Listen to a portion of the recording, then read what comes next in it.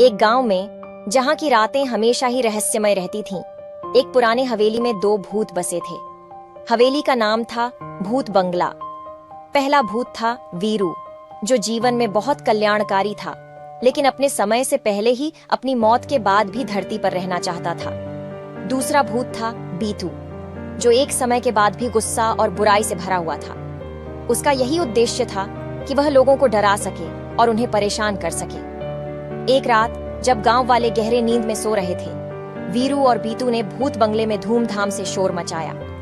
उन्होंने उच्च स्वर में कहा, हे लोगों, हम यहाँ हैं, तैयार रहो, क्योंकि हम आपको डराने के लिए यहाँ हैं। गांव वाले भूतों के शोर से बहुत हैरान हो गए और उनकी रात की नींद उड़ गई। लोग विचलित रह गए और भूत बंगले की ओर बढ़े।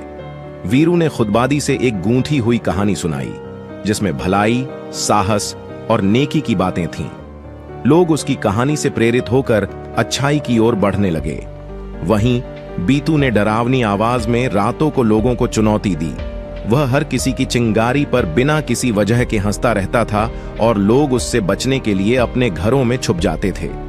एक दिन गांव वाले एक महत्वपूर्ण सभा के लिए भूत बंगले में इकट्ठे हुए।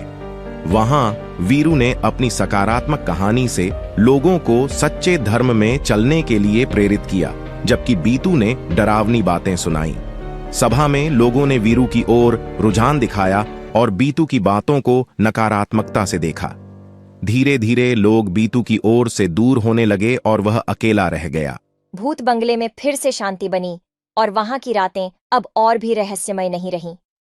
लोगों ने वीरू के साथ एक नया आत्मविश्वास पाया और उनका जीवन सकारात्मकता से भर गया। इस कहानी से हमें यह सीखने को मिलता